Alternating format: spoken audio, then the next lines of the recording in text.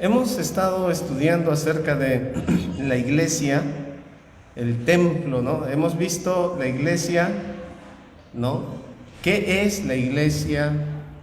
Hemos visto quienes componen la iglesia, los propósitos de la iglesia y algunos símbolos con la iglesia, ¿no? Por ejemplo, ¿ustedes recuerdan la iglesia? ¿Qué es de Cristo? La novia, ¿no? La novia, entonces está desposada, pero se concretará cuando Cristo venga por su iglesia, ¿no? Entonces así eran las bodas judías. Hemos visto también que la iglesia no solo es la novia, también es su cuerpo, ¿ya? La iglesia es su cuerpo. Cristo es la cabeza. Entonces, hacemos bien al decir que el pastor no es la cabeza, porque el pastor no es la cabeza, es un líder, ¿no? Pero la cabeza es Cristo. Entonces, la iglesia es el cuerpo de Cristo. Cristo, como cabeza, nos dice qué debemos hacer. Pastor, somos un gobierno congregacional, la iglesia tiene la última palabra. ¿Es verdad? ¿No es verdad?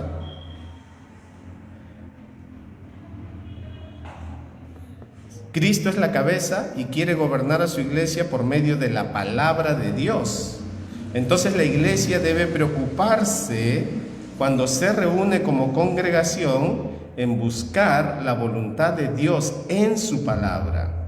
Entonces no es que la iglesia decide, vamos a hacer algo y lo hacemos aunque sea extra bíblico o no bíblico o antibíblico. No, sino que por ser el cuerpo de Cristo, obedece a Cristo a través de su palabra. Es decir, que las decisiones congregacionales tienen que estar en el marco de la palabra de Dios. ¿Qué les parece? Porque es su cuerpo, es su cuerpo. Hablamos acerca de algunas deficiencias que el cuerpo sufre, ¿no? A veces el cuerpo tiene enfermedades autoinmunes. ¿Qué significa? Significa que el cuerpo, las defensas del cuerpo, atacan a otros órganos del mismo cuerpo, ¿no? Esas son enfermedades autoinmunes. Entonces, esto significa que el cuerpo está enfermo. La iglesia debe tener elementos así, batallando uno contra otros. Eso no debe suceder, ni en teoría. Pero en la práctica, es lamentable que muchas iglesias sufren de esto, ¿verdad? Entonces, debemos aprender de esta ilustración del cuerpo. El cuerpo ya se protege, la cabeza es Cristo y se gobierna conforme a su voluntad. Hoy día vamos a ver otro aspecto. La iglesia como un edificio de Dios, un templo, el templo de Dios. Y para esto vamos a usar varios versículos, hermanos, ruego su paciencia. Vamos a saltar a varios versículos. Normalmente me gusta enseñar expositivamente, pero el tema nos obliga a buscar en diferentes textos, en diferentes versículos, para tener una idea más completa del contexto bíblico, ¿ya? Entonces, vamos a ver ahora este aspecto, la iglesia como edificio de Dios. Vamos a orar y entonces vamos a tratar este tema. Padre Celestial, te damos gracias en este tiempo por tu palabra. Gracias por cada hermano aquí presente y aún los que nos están acompañando por el Facebook. Mi Dios, quisiera suplicarte que nos ayudes a entender tu palabra, me ayudes a explicarla de la manera más sencilla y que, oh Dios, obre poderosamente, ayudándonos a hacer lo que tú quieres que seamos. Somos tu cuerpo, somos tu edificio, entonces queremos, mi Dios, hacer tu voluntad. Pido tu guía en el nombre de Jesús. Amén. Muy bien. Perdón, hermanos, todavía queda la garraspera, ¿no?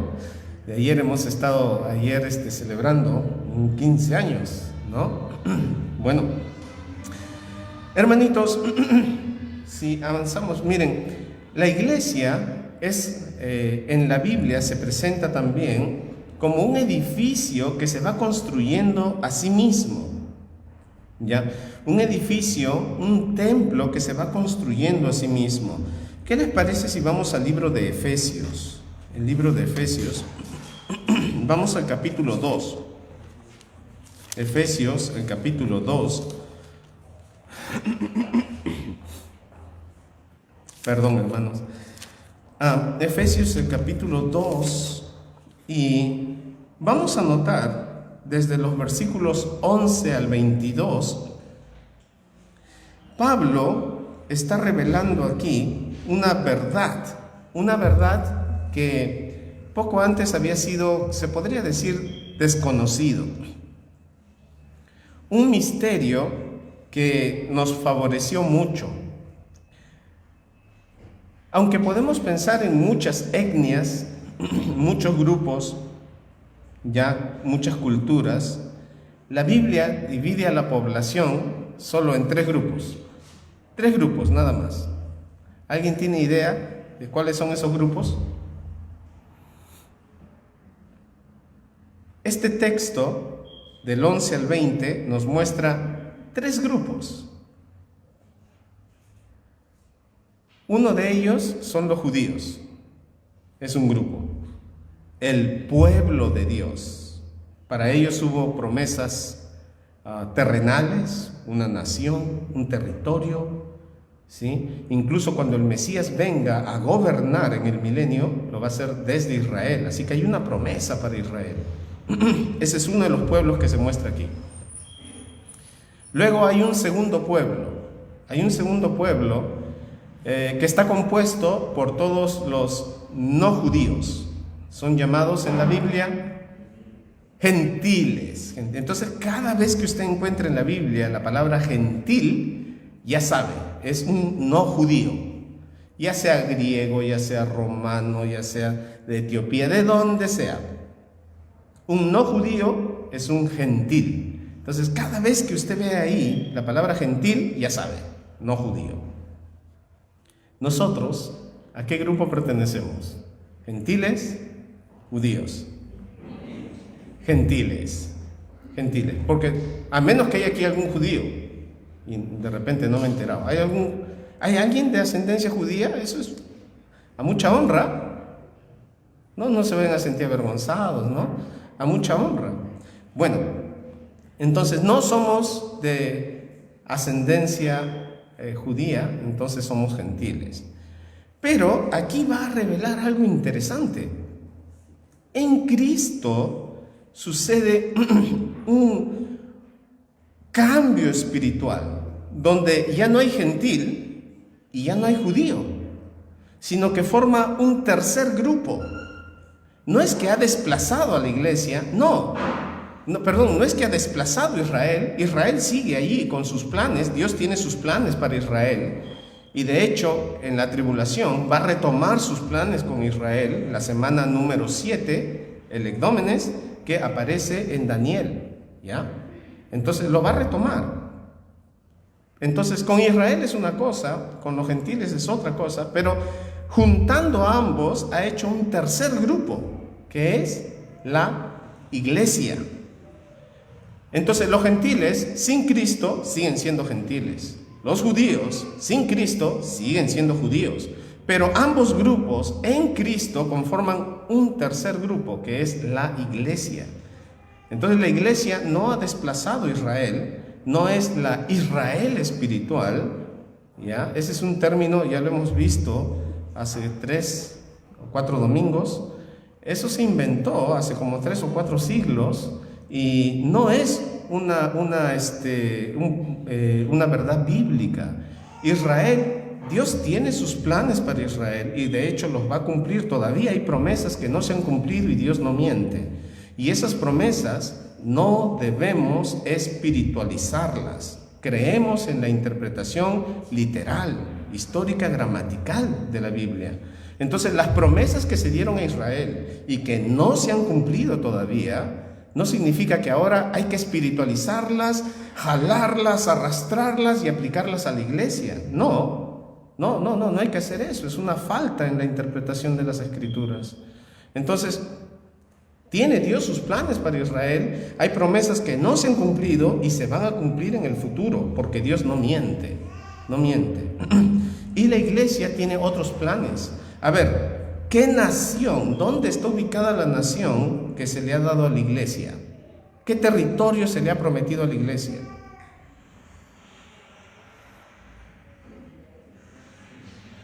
¿Hay algún territorio para la iglesia? No hay promesas terrenales. Nuestra ciudadanía está en los cielos. Pero Israel, ¿se le ha prometido terreno, territorio? Se le ha prometido específicamente. Hay una media luna grande que ni aún en el tiempo más grande de Israel con Salomón se ha llegado a cumplir. ¿Sí? Y parte de Irán, parte de Irak, y en un trapecio que va hasta casi el Mar Rojo, ¿ya? Y debe cumplirse esta promesa. No se ha cumplido todavía. Bueno, no es el tema ahora, pero el punto es que la iglesia e Israel no son una sola entidad. Una no ha desplazado a la otra, cada una tiene su función.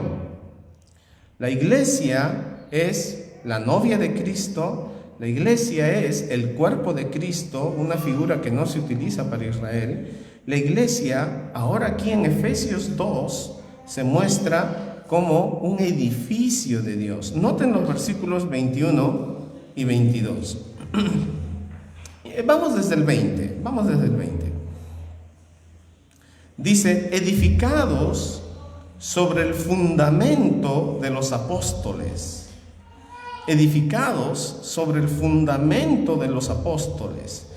Es la predicación de los apóstoles y profetas, siendo la principal piedra de ángulo Jesucristo mismo. Él es la piedra principal, ¿ya? Y el fundamento, la base del edificio, es la enseñanza que dieron los apóstoles y profetas. Versículo 21, ¿en quién? Todo el edificio, bien coordinado, va creciendo. Este edificio se refiere a la iglesia. Todo el edificio, bien coordinado, va creciendo para hacer ¿qué? Un templo santo en el Señor. Cuando habla de edificio, se refiere a este templo. No se está refiriendo a este recinto, a este local, ¿no? A las paredes físicas, a este material de concreto, ¿no? Las columnas, las paredes, no, sino a nosotros, los creyentes, juntos conformamos un edificio. Todo el edificio bien coordinado va creciendo para ser un templo santo. ¿Cuál es la voluntad de Cristo para su iglesia? Que sea un templo, no solamente un templo, sino un templo convicción. No solamente un templo, sino un templo. Eso es lo que quiere Cristo. Esa es su voluntad. Que nosotros seamos un templo santo. Esa es su voluntad. Apartado del mundo. Estamos en el mundo, pero no somos del mundo. En quien vosotros también sois juntamente edificados para morada de Dios en el Espíritu. Entonces, si todavía conservan sus hojitas, ya han pasado 3 semanas, ¿verdad? Pueden escribir ahí templo, ¿no? Templo. Entonces, un edificio en crecimiento en referencia a un templo. Cada creyente es un ladrillo. Ahora, este templo tiene una particularidad. Normalmente el templo lo construyen otros. Pero este templo se autoconstruye. Este templo se autoconstruye. Es decir, la misma iglesia se autoedifica basados en la palabra de Dios. Miren otra vez el versículo 21. En quien todo el edificio, bien coordinado, va creciendo. La palabra de Dios genera el crecimiento. Pero vamos a ver en un ratito cómo es que Dios obra para generar ese crecimiento. ¿Qué es lo que Dios usa para que la iglesia se autoedifique, por supuesto con la palabra de Dios. Noten ustedes el primer grupo. Vimos que hay 3 grupos. El primer grupo, versículo 11. Versículo 11. Regresamos un poquito. Por tanto, acordaos que en otro tiempo, vosotros, ¿quién vosotros? Los gentiles en cuanto a la carne, erais llamados incircuncisión por la llamada circuncisión hecha con mano en la carne. ¿Quiénes son la circuncisión? Los judíos. La circuncisión, los judíos, para ellos fue este pacto por medio de la circuncisión. Alguien podía ser judío de nacimiento, porque su madre era judía, este hijo era considerado automáticamente judío, aun si su padre no lo fuera. Pero tenía, para ser parte del pueblo, tenía que ser circuncidado. Este era el pacto. Habían los prosélitos. Prosélitos era aquel gentil que quería ser judío. Entonces este prosélito seguía un procedimiento y por supuesto era circuncidado y pasaba a ser parte del pueblo judío, ¿ya? Como prosélito, ¿ya? Pero los gentiles eran llamados incircuncisos. Era como un insulto, ¿no? Este incircunciso, ¿no? Entonces era la gloria de Israel. Ahora el versículo 12. Miren la condición en que los gentiles se encuentran sin Cristo. En aquel tiempo estabais sin Cristo, alejados de la ciudadanía de Israel. O sea, éramos los no judíos, no teníamos parte con ellos y ajenos a los pactos de la promesa. Este era un trabajo que Dios hacía con Israel. Por lo tanto, estábamos sin esperanza, sin Dios en el mundo. Esa era nuestra condición. No teníamos el pacto que Dios hizo con Israel, estábamos fuera del pacto, ¿no? Ajenos a todas las promesas. Deuteronomio 28 le da las promesas a Israel. Si ustedes obedecen, las bendiciones de la obediencia serán cabeza y no cola. Una serie de promesas para Israel, que no es para la iglesia. Una serie de promesas para Israel, ¿sí? Que los gentiles no disfrutaban.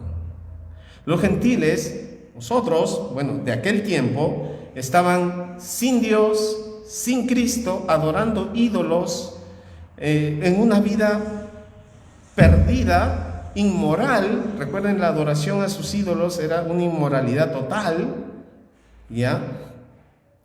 Estos ídolos estaban muy relacionados a la fertilidad, así que sus cultos terminaban en una inmoralidad terrible, terrible. Por supuesto, las familias estaban súper afectadas, ¿no? Era un culto súper inmoral. Entonces esto afectaba el área íntima del ser, el practicante de estos cultos. Y si eran capaces de dar a sus propios hijos en sacrificio, obviamente era una cultura sin frenos, sin amor. Si no pueden amar a sus propios hijos, no aman a nadie. Si podían entregar a sus hijos primogénitos en sacrificio a sus dioses, entonces no amaban a nadie. Alguien que no ama a su hijo no ama a nadie, pues, ¿no? Esta era nuestra realidad sin Cristo, sin esperanza. ¿A quién podíamos recurrir? ¿No? Sin Dios en el mundo, sin el Dios verdadero, con dioses falsos. Hermanos, si pensamos en la realidad espiritual de hoy en día de los no creyentes, esta es su condición. Sin Dios, sin esperanza. ¿Cómo afrontan la vida en esta condición? ¿Cómo viven la vida en esta condición? Hermanos, cuando nosotros como creyentes tenemos algún problema, podemos refugiarnos en Dios. ¿Le ha pasado? ¿No ha habido oportunidades en que ha tenido que llorar en Dios? cuando ya no tienes fuerzas, cuando de repente llega una enfermedad, ha afectado tu economía, no hay dinero, ¿qué hacemos? De repente hay dinero, pero aún así hay desesperanza, hay tristeza, no sabes a quién recurrir. Mira, nosotros como creyentes nos refugiamos en Dios. Y qué bendición tan grande, tan grande. Tenemos a dónde correr, tenemos un refugio en el que escondernos. Pero sin Dios, ¿cómo vive la gente sin Dios? Nos extraña que se refugien en el alcohol, en las drogas, en las diversiones a ciegas, que se metan con la llamada ludopatía, que no es más que idolatría, ¿no? Que se encierren en casinos por horas y estén ahí desde la mañana hasta la noche, no quieren saber de nada más.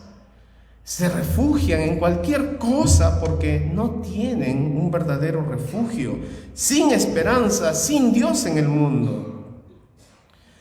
¿Y cuál es el contexto de esto? Aquí está hablando de los gentiles, pero ¿en qué condición estábamos? El versículo 1 al versículo 3 nos dan peores noticias. Recuerden que la luz brilla más cuando hay más oscuridad.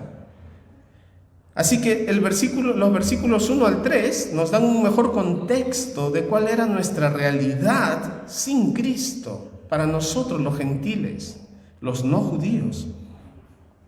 Y Él os dio vida a vosotros cuando estabais muertos en vuestros delitos y pecados. Dios examina los corazones, conoce todos los corazones y da su veredicto. Este es el veredicto. Sin Cristo, muertos. Muertos. ¿Para qué sirve un muerto? Si tú quieres viajar desde aquí a Lima y subes al vehículo y te das cuenta que el chofer ha sufrido un paro cardíaco y ha fallecido, ¿te quedarías ahí esperando que te movilice? ¿A dónde te puede llevar? No puede hacer nada. Esa era nuestra condición delante de Dios. Sin Cristo, esta es nuestra condición. No hay nada bueno que podamos hacer para Él. Nada, incluso las cosas que parecen buenas están manchadas por motivaciones pecaminosas. ¿Cuántas veces hemos hecho cosas que a la vista de los demás son buenas, pero nuestras motivaciones no son correctas? Nuestras motivaciones son malas, aun cuando las obras externamente se vean bien. Todas nuestras acciones son terribles delante de Dios, son considerados delitos, faltas dignas de castigo. Por eso se usa la palabra delito. Es una falta, una infracción a la ley. Esa era nuestra condición sin Cristo. Noten ustedes, en los cuales anduvisteis en otro tiempo. ¿Cuál era nuestra condición? Seguíamos la corriente de este mundo. No podíamos ir contra la corriente. La corriente nos arrastraba. Así que a donde el mundo apuntaba, ahí íbamos. Tranquilamente podemos llamar a esto moda. Moda, ¿no? Hacíamos todas las monerías que hace el mundo. Todo lo que ellos hacen, nosotros también lo hacíamos, porque éramos parte de este mundo. Así que conforme al príncipe de la potestad del aire, otra característica que teníamos, caminábamos junto con el mundo, no podíamos ir contra la corriente, no podíamos porque éramos esclavos de nuestro propio corazón, de nuestras concupiscencias. La palabra conformar es tomar forma, como el agua.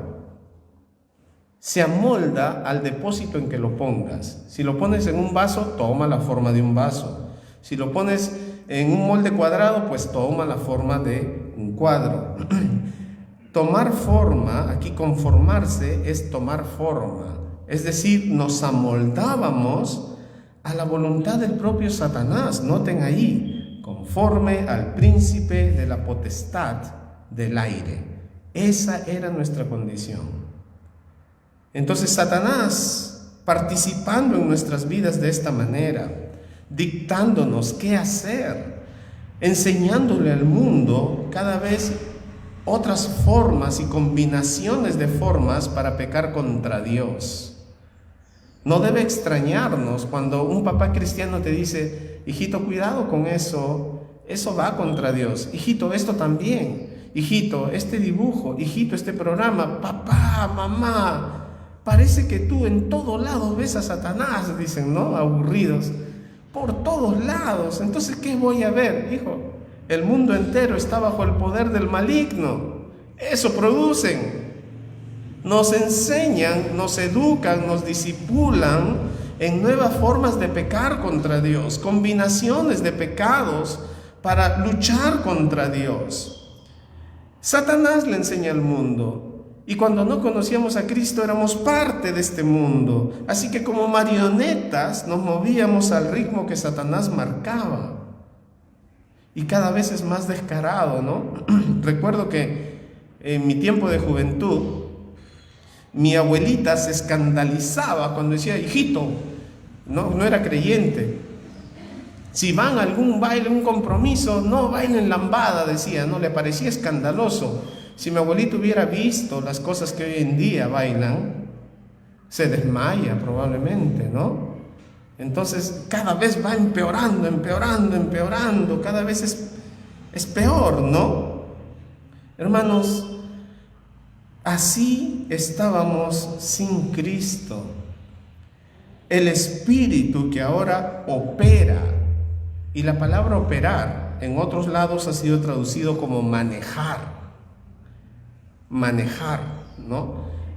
No manejes, no toques, ¿ya? Esta palabra, el Espíritu que ahora opera, maneja, ¿ya?, a los hijos de desobediencia, ¿no? Ese es un título para los no creyentes, un título: hijos de desobediencia. Esa es nuestra esencia sin Cristo. Somos rebeldes, desobedientes a Dios. Sin Cristo ni bien abres los ojos y ya estás pensando en ti. Empiezas a vivir de manera egocéntrica. No pensamos en Dios.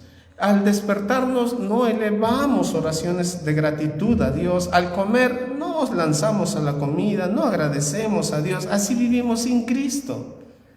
Nota en las reuniones familiares, cuando hay un almuerzo, una comida familiar, ¿no? Sirven para todos y algunos están comiendo, ¿no? Un momento bonito si tu familia dice: un ratito. ¿Qué pasa? Respeto. Hermano, por favor, ora, ¿no? Bonito cuando te dicen así. Están viendo a Cristo en ti. Pero así era nuestra condición. Versículo 3 nos sigue dando malas noticias para que la luz ilumine más. Nos muestra nuestra verdadera condición sin Cristo, entre los cuales también todos nosotros vivimos en otro tiempo. Esa era nuestra condición. En los deseos de nuestra carne. No podemos solo culpar al mundo. No podemos solo culpar a Satanás, sino que de nuestro propio corazón, de nuestra propia concupiscencia, ya Santiago habla de esto, de nuestros propios deseos ocultos somos tentados. Cada uno tiene su propia idio, esa es la palabra, su propia tendencia, algo muy suyo, y cada uno tiene sus propias combinaciones pecaminosas. Cada uno. Para unos puede ser una tentación tomar. Para otros eso no es nada. Para otros la gloria personal. Me gusta que me admiren. Cuando hago algo que la gente me alabe. Y por ahí, ¿y qué tal salió? ¿No? Más o menos, ¿no? No, estaba bonito. Estaba bonito. O sea, formas pecaminosas, tendencias pecaminosas que tenemos ahí bien ocultas, ¿no? Y como nuestro corazón es tan engañoso, nos hace pensar que no es así, estamos bien. Entonces para algunos eran el enojo, explotan, para otros era la coquetería, ¿no? Están coqueteando con uno, depende una combinación, ¿no? Y cada uno tiene sus propias tendencias. Nuestra carne. Y cuando nuestra carne nos pedía algo, no podíamos decirle no. Era imposible decirle no. ¿Saben por qué?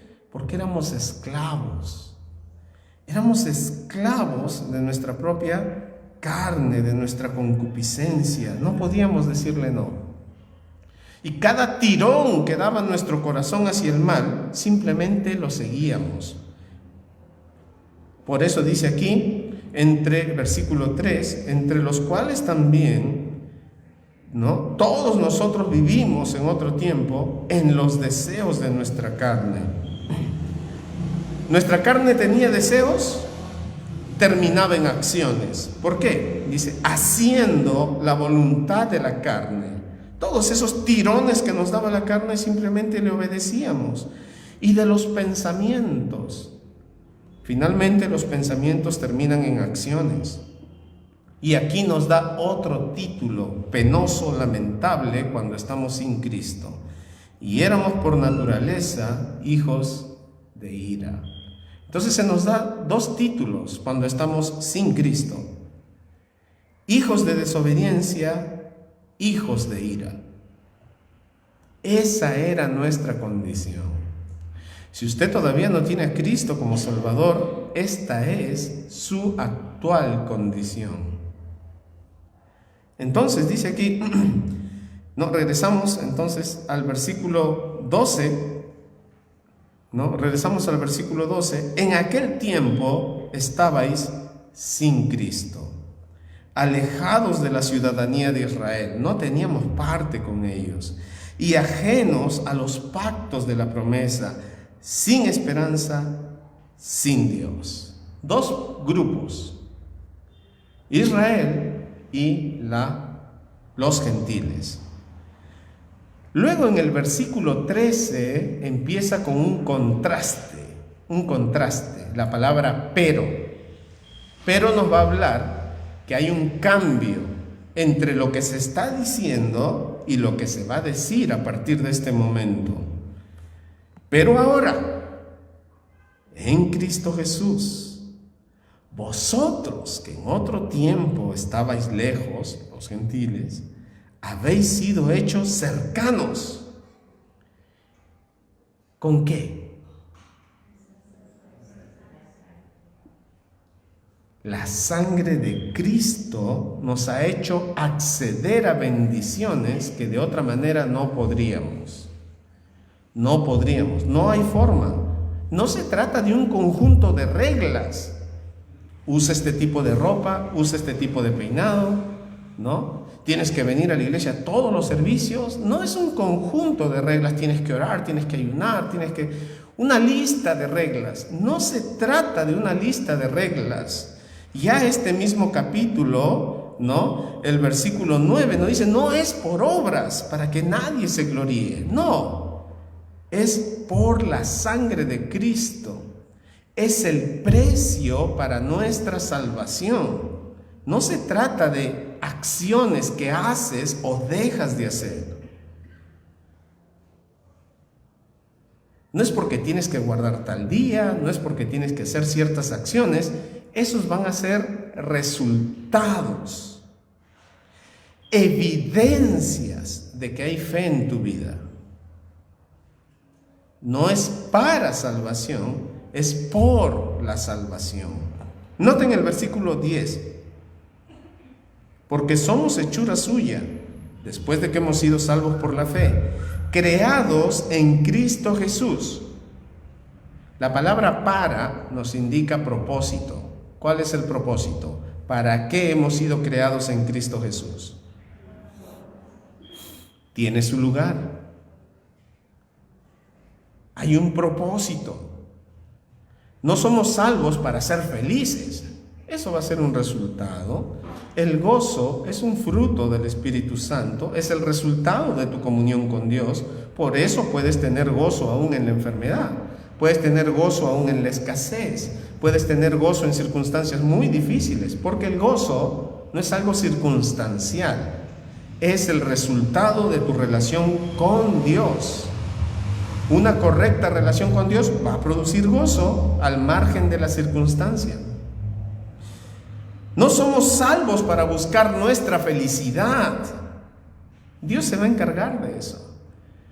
Dice aquí, para buenas obras. Más adelante nos va a explicar cuáles son estas buenas obras, ¿no? Las cuales Dios preparó de antemano para que anduviésemos en ellas. Ya más adelante nos va a decir, estas son las buenas obras. Por ahora solo nos da un adelanto, ¿no? No somos salvados para seguir viviendo, ¿sí?, ensimismados. No somos salvados para seguir buscando nuestra satisfacción personal. No somos salvos para buscar nuestra felicidad, sino para vivir para Dios, para su gloria. Para eso somos salvos, por la fe en Jesucristo, por la sangre de Cristo, porque la paga del pecado es muerte. Entonces Cristo murió y de esta manera pagó por nuestros pecados. Él pagó.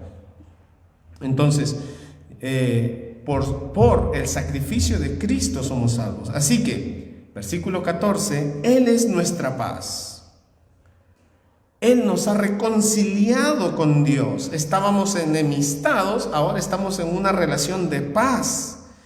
Que de ambos pueblos hay una clara distinción. Hay una clara distinción. Ambos pueblos, gentiles y judíos. ¿Qué ha hecho de ambos?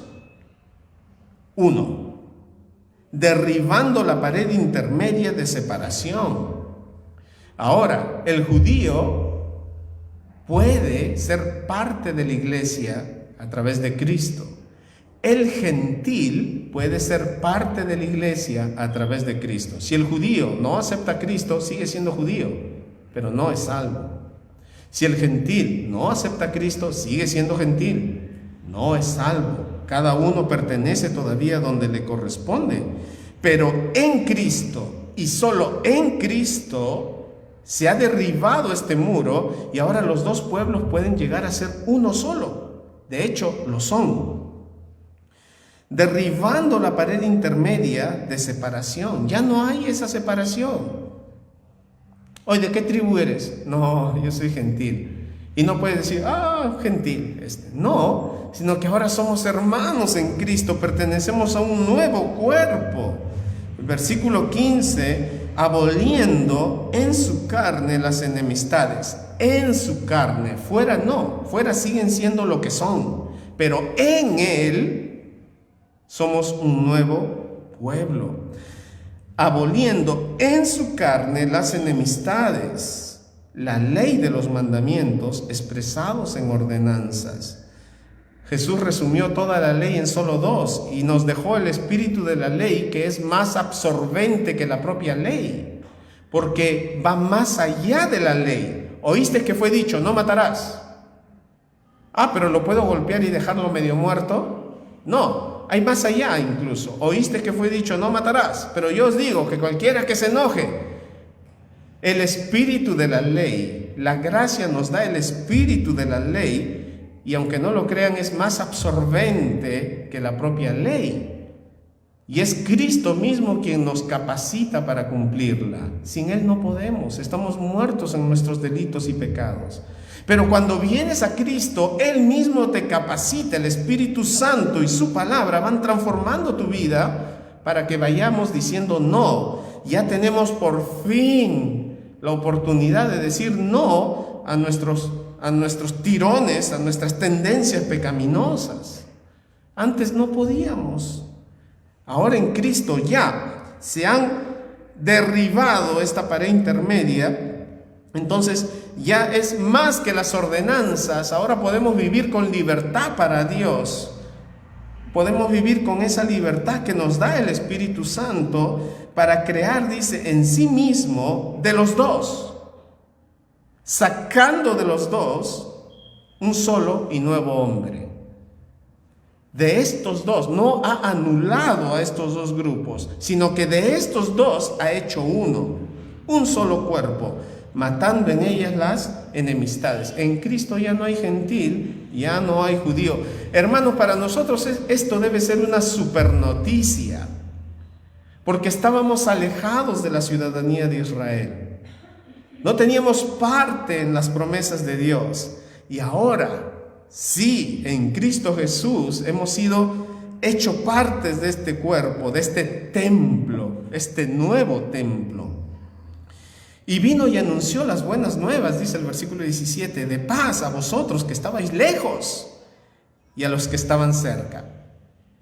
Los judíos estaban cerca, pero no estaban todavía en el punto en que debían estar, porque a los suyos vino y los suyos no le recibieron. Estaban cerca, tenían las promesas. Romanos nos habla de esto, el capítulo 2, ¿no? Tenían ventajas, pero no las aprovecharon, porque no acudieron con fe, querían lograrlo por medio de obras. Ellos estaban más cerca y nosotros estábamos más lejos. Pero el versículo 19 dice, porque por medio de él, los unos y los otros tenemos entrada en Cristo. Y si no entran, ni los judíos ni los gentiles siguen perteneciendo todavía a su grupo. Pero en él tenemos entrada por un mismo espíritu. ¿A quién? Al Padre. Hermanos, esto es una noticia grande para nosotros, los gentiles que somos. Tenemos acceso a Dios por Cristo. Entonces el 19 nos da una especie de conclusión. Así que, esta es la conclusión. Ya no sois extranjeros, esto éramos, ni advenedizos, sino conciudadanos de los santos.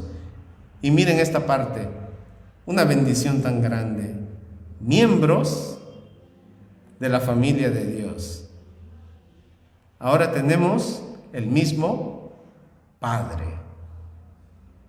El mismo Padre. Por eso nos llamamos hermanos, ¿no? Ahora somos miembros de una familia. Hermano, qué bonito es cuando pienso en la familia de Dios. Dios me ha dado la bendición de ir a varios lugares, ¿no? Y ya más en el norte. Por salud no pude aceptar una invitación para ir al sur, a Tacna, ¿no? Ya no pude aceptar, no daba mi salud, pero más en el norte. Hermanos, ¿han notado ustedes que cuando llegan a una iglesia, a veces los hermanos suelen ser más cariñosos que la misma familia? ¿Han notado? Es curioso que para los cumpleaños, los hermanos, ¿no? Mis amistades en Cristo, mis hermanos en Cristo, son los que más saludan que la propia familia, ¿no? No me refiero a la familia cercana. Mi esposita me saluda tempranito, mis hijos y todo. Pero ¿han notado que a veces hay más cercanía con los hermanos de la iglesia? Uy, interesante. A veces me escriben personas que no he visto por años y que, pastor, ¿recuerda que predicó en una iglesia hace muchos años? Ah, sí, recuerdo la iglesia. Miren, y a veces así, ¿no? Hermanos, y no hagan esto. Algunas personas se acercan y me dicen, pastor, ¿me recuerda?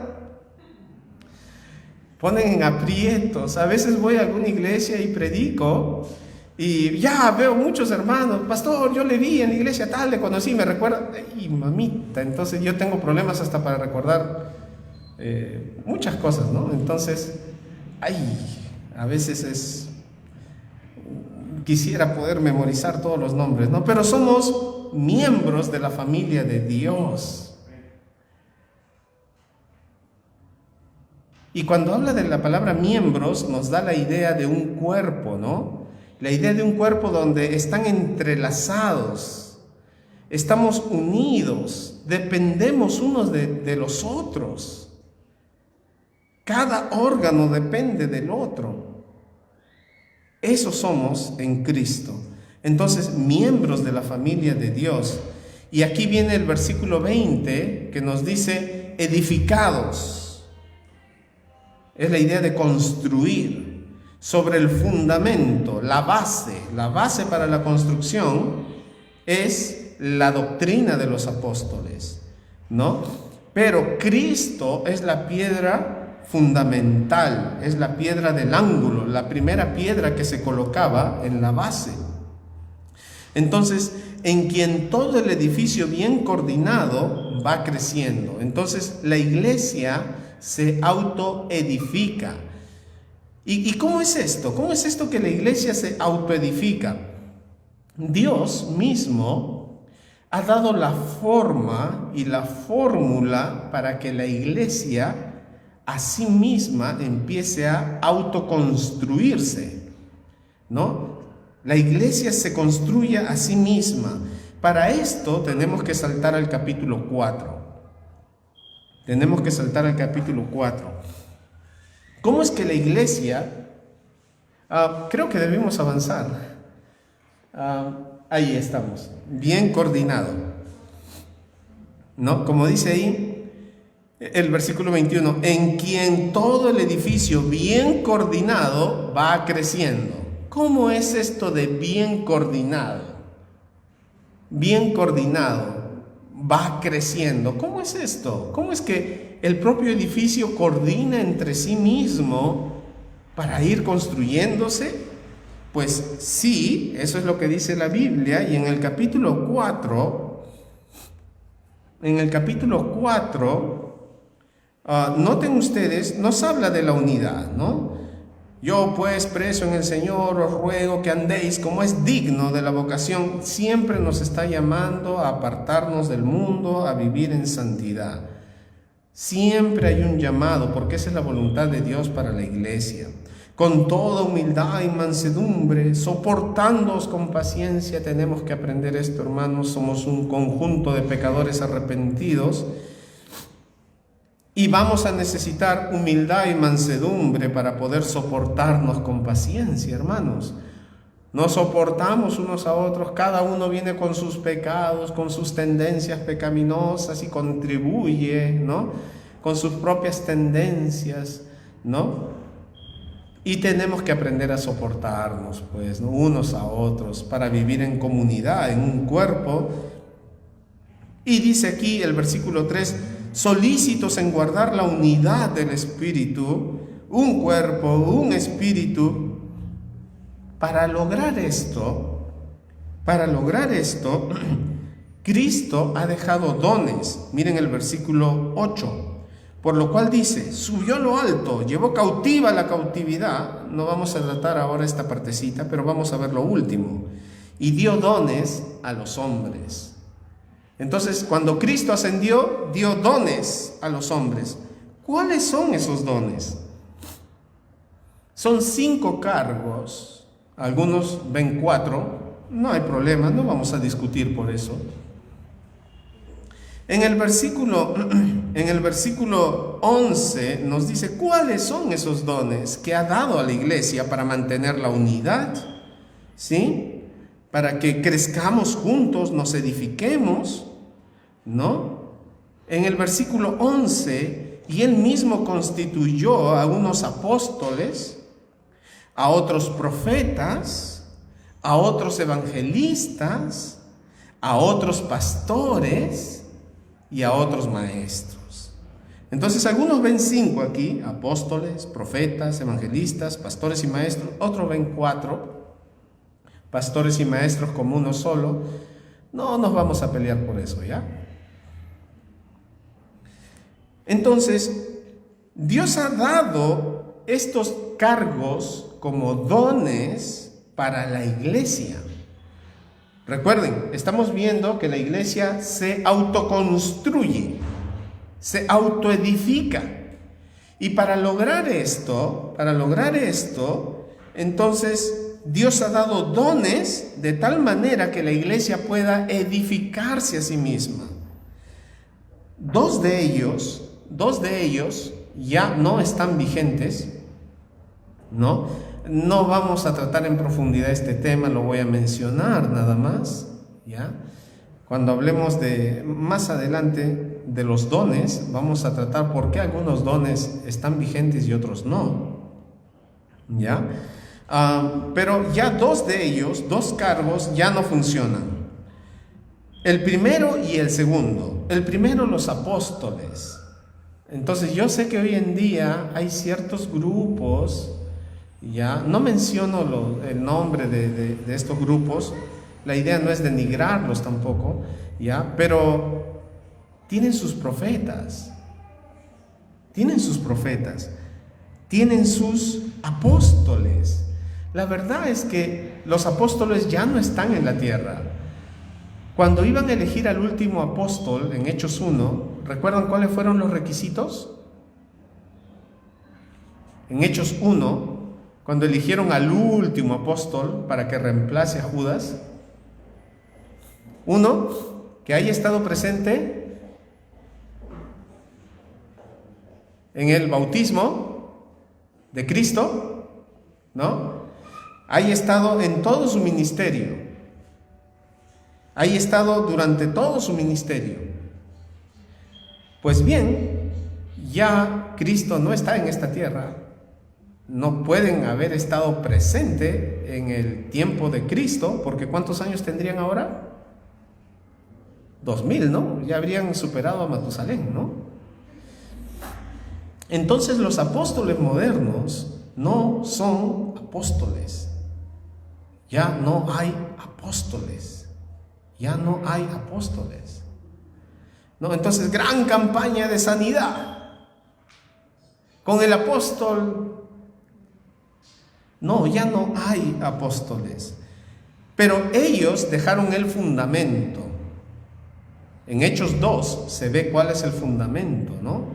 Eran edificados sobre el fundamento de los apóstoles, que quiere decir la enseñanza de los apóstoles.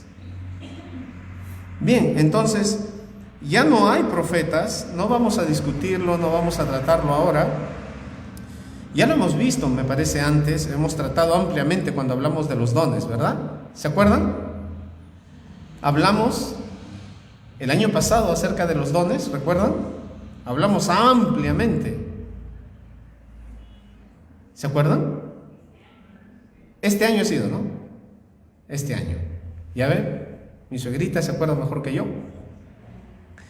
Entonces, este año hemos hablado acerca de los dones. Entonces ya no vamos a tratar mucho esto, pero ya no hay profetas tampoco. Evangelistas, pastores y maestros, ya, sigue vigente. Están activos, están trabajando.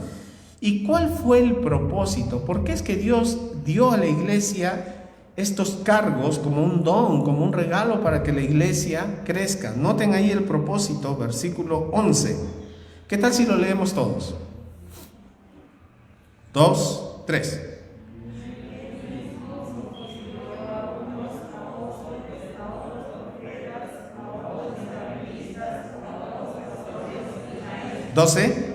A fin de perfeccionar.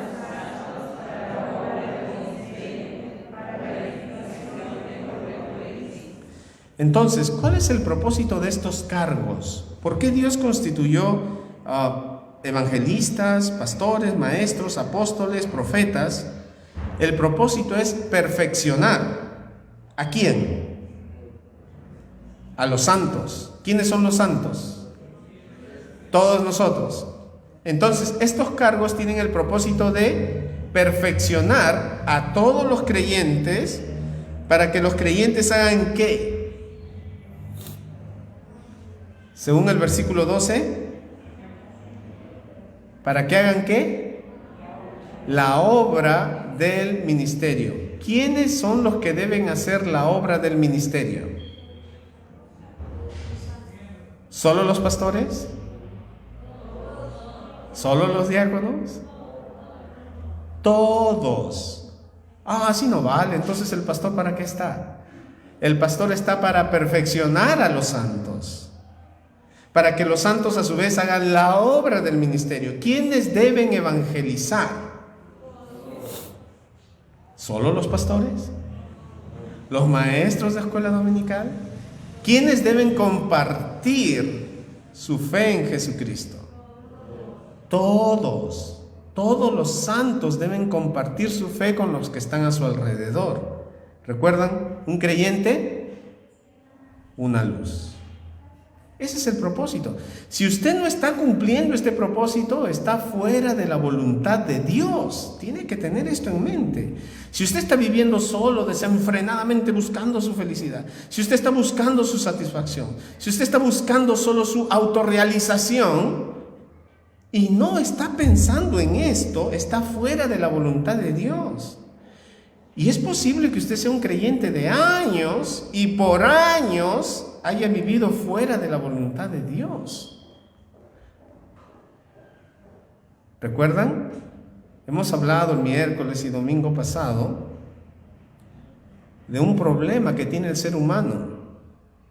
Tiene un problema. Es egocéntrico. Quiere que todo el mundo gire a su alrededor. Y por eso cuando no prestan atención se desesperan, ¿no? No me saludaron en la iglesia. Está pensando, ¿cómo me van a atender hoy? No, usted viene a adorar a Dios y a pensar en otros. Recuerden, Jesús nos dio 2 mandamientos y resumió toda la ley. ¿Recuerdan cuáles eran esos 2 mandamientos?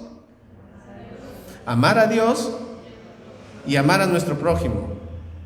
Y los 2 mandamientos nos sacan del ensimismamiento, del egocentrismo. Concéntrate en Dios. Tú no eres Dios, no eres el centro. El propósito de la iglesia no es agradarte, hacerte feliz, engreírte. No. Nosotros no somos el centro. Dios es el centro. Así que sal de ti y tienes que amar a Dios. Y el segundo mandamiento es semejante. Sal de ti y concéntrate en tu prójimo. Ama a tu prójimo. Naturalmente te amas a ti mismo. Somos egocéntricos, somos egoístas. Deja de amarte, empieza a amar a los que están a tu alrededor. Entonces, somos perfeccionados para hacer la obra del ministerio,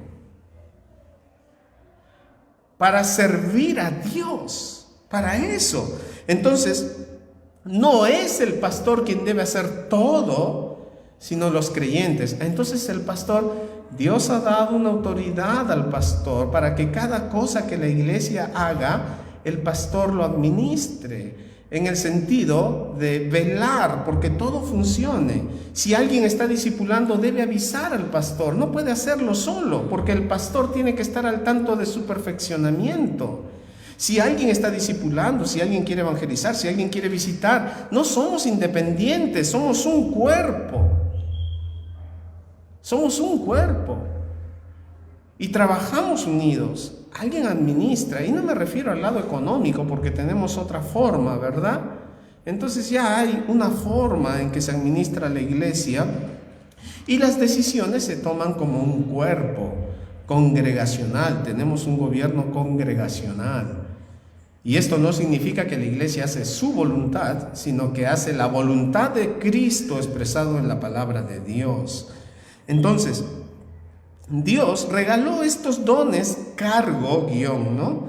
Dones, cargo, con el propósito de perfeccionar a los santos para la obra del ministerio. Entonces, hay un pastor, hay maestros, y el propósito es que la iglesia crezca, los hermanos crezcan espiritualmente. Y hermanos, qué bonito, de aquí salen los futuros pastores, los futuros diáconos, los futuros misioneros. De aquí salen, hermanos. Bonito incluso si de aquí saliera el futuro presidente de nuestro país, un hombre temeroso de Dios.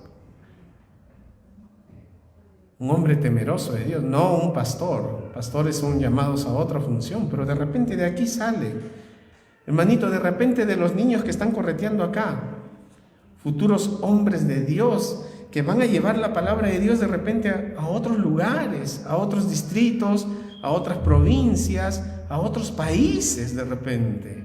Y aquí están correteando entre nosotros estos pequeñitos.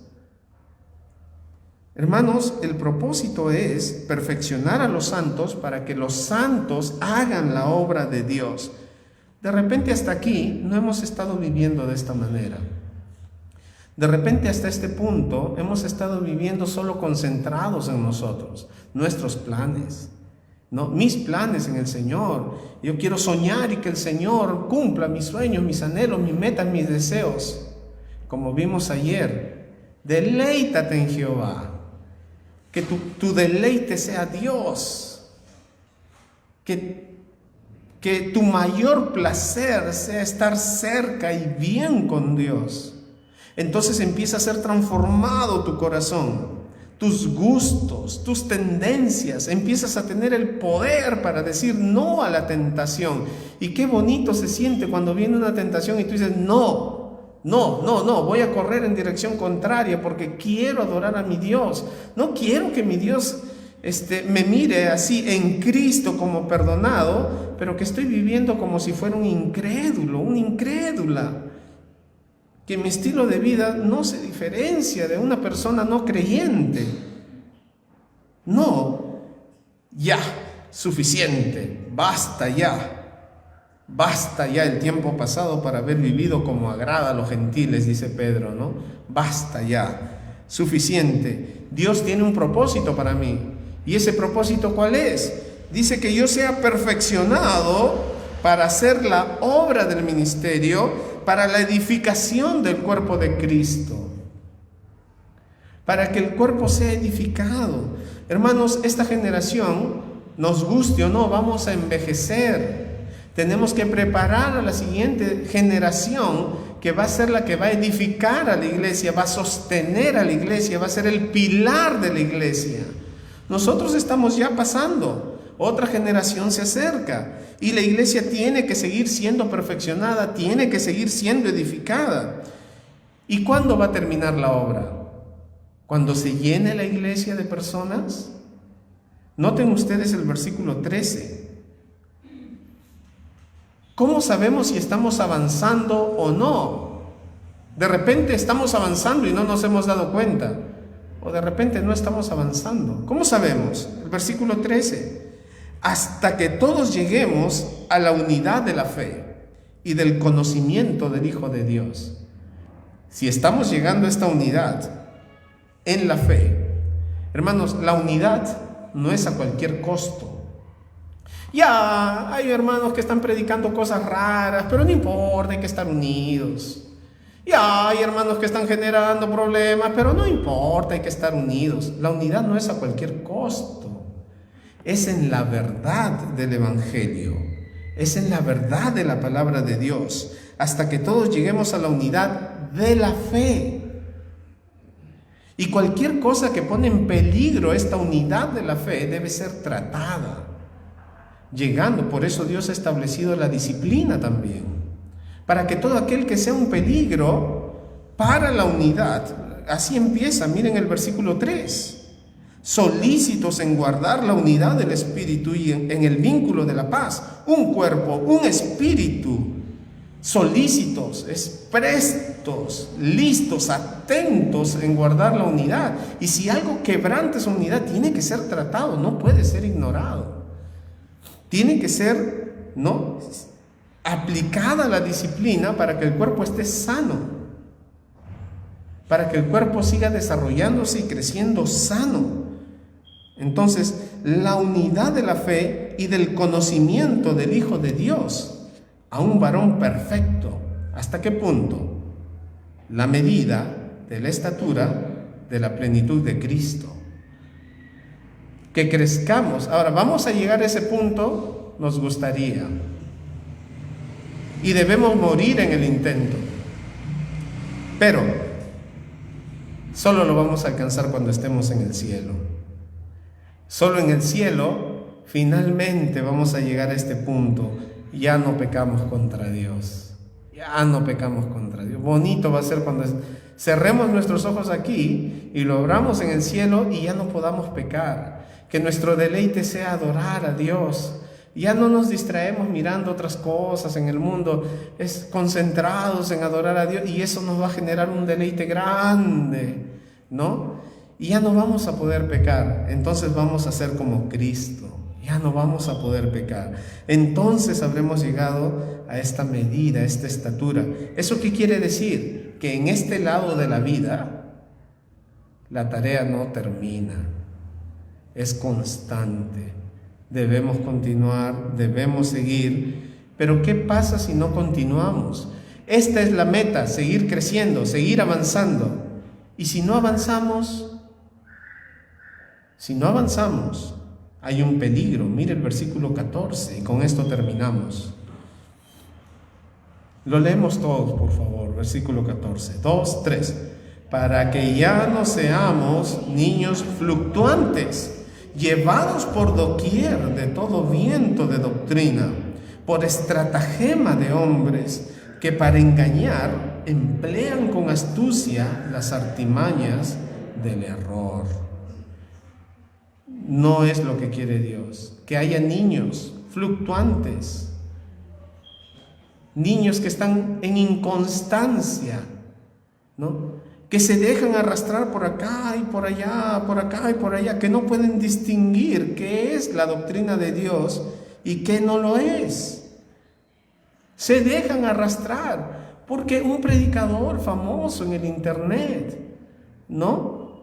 Porque él lo dijo, ya él es autoridad, pues. No importa si contradice las escrituras, no importa si es un sistema rígido que no se ajusta a las escrituras, pero parece muy bíblico, no importa. Lo importante es que tiene miles de seguidores, ¿no? Mi pastor tiene 20 seguidores nomás en su Facebook, ¿no? No es tan famoso.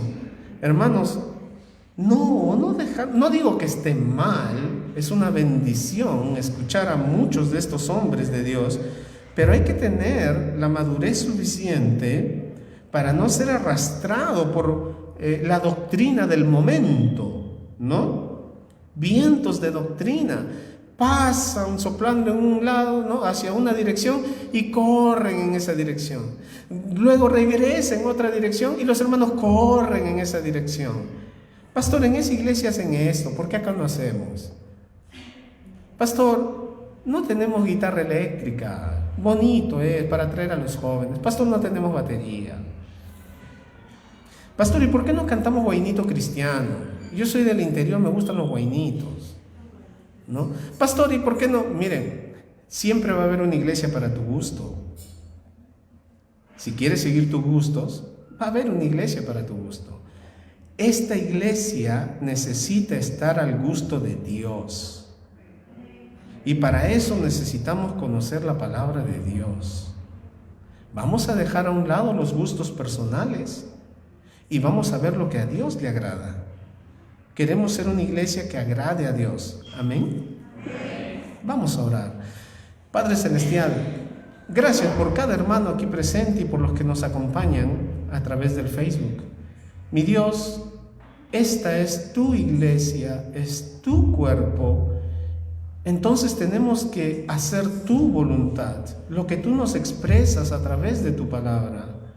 Somos creados para buenas obras. Queremos vivir en esas buenas obras. Padre, has dado diferentes dones a la iglesia, diferentes hermanos con diferentes funciones.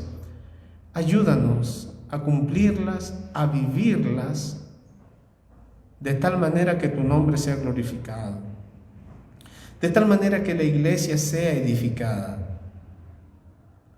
Padre, de repente hasta este punto hemos estado viviendo concentrados en nosotros mismos, buscando nuestra satisfacción, nuestro placer, nuestra felicidad. Pero llegado este momento, mi Dios, queremos salir de nuestro ensimismamiento, de nuestro egocentrismo, y queremos empezar a mirarte a ti. Padre, de repente hasta aquí hemos vivido años siguiendo nuestra propia corriente, la corriente de nuestro corazón, siendo egoístas. Pero ahora queremos, mi Dios, aprender a vivir en comunidad, como un cuerpo, como la iglesia que somos, soportándonos unos a otros, aprendiendo, mi Dios, edificándonos unos a otros, pensando en que si estoy vivo, si estoy en esta tierra, es para tu gloria, para servirte. Entonces ayúdanos a vivir para ti. Que cada uno, mi Dios, abra sus ojos y les muestre cuál es su don, cuál es su función. Y Padre, si hay algo que tratar en nuestras vidas, que nos arrepintamos, que confesemos, que volvamos a tu voluntad, que dejemos, mi Dios, nuestras rebeldías personales y empecemos, mi Dios, sumisos a trabajar como un cuerpo, sujetos unos a otros, respetándonos y amándonos unos a otros, guardando la unidad del Evangelio. Mi Dios, que esta iglesia sea guardada de cualquier cosa que quebrante la unidad, Que tu Espíritu Santo trate en cada corazón. Queremos ser una iglesia que te dé mucha honra. Queremos ser una iglesia con la cual tú estés contento, como la iglesia de Tesalónica que estudiamos en las noches. Padre Celestial, estas cosas te pedimos en el nombre de tu Hijo amado Jesús. Amén. Bien, adelante, hermano. No sé si ya han pasado la voz a las demás clases. Ya. Podemos continuar, hermano. Sí.